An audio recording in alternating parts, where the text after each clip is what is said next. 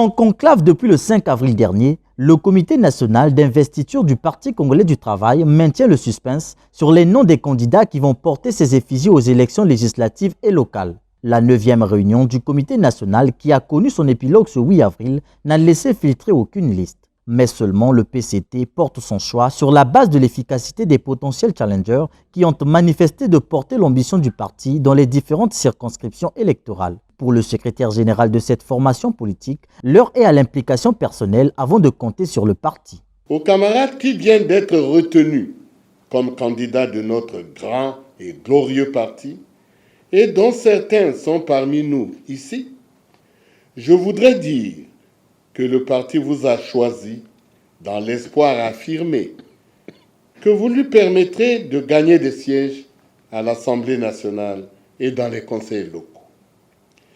Vu ainsi, le parti vous apportera tout le soutien et l'appui nécessaire attendu. Cependant, il va de soi que votre succès requiert avant tout votre investissement personnel, à l'instar du camarade président du comité central, alors candidat à l'élection présidentielle de mars dernier, en 2021, car ce n'est pas au parti d'apporter des sièges à ses candidats, bien sûr, mais plutôt à ceux-ci d'apporter des sièges au parti.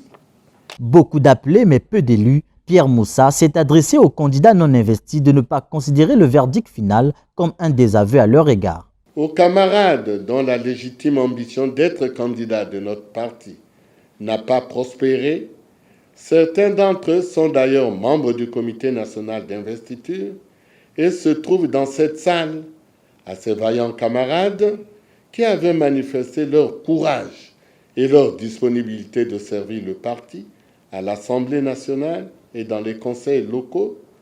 Je voudrais vous exprimer toute mon empathie et vous dire qu'il y a une vie après les investitures.